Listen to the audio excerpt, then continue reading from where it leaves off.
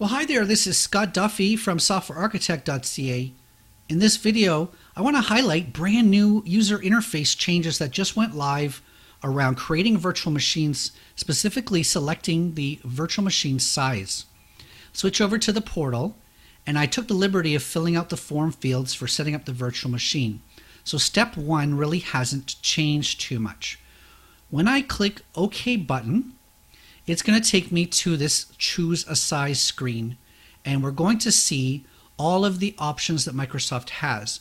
Now you'll recall that this used to be a grid format with boxes, and it took forever to scroll through them, and oftentimes you would miss what you were looking for.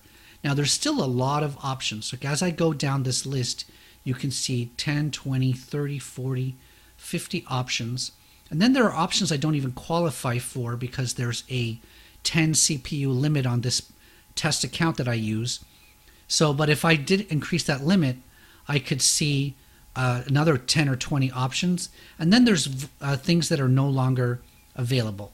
So this location is not available for this version is not available for my subscription.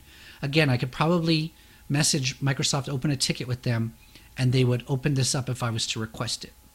So I can see now much clearer what's available, what's not available, what's the pricing, etc.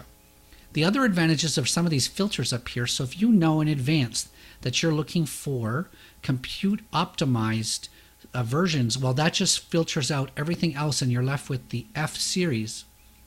So this makes it a lot easier if you're looking for compute optimized servers to select the one. You can see the pricing, it all lines up together. So kudos to the Azure team for simplifying how easy it is to select the correct size. So I just wanted to highlight that out to you. Some of this has changed. We're talking about availability zones now, etc. We'll get into that in new videos, but I wanted to highlight this size screen being a brand new option for creating virtual machines.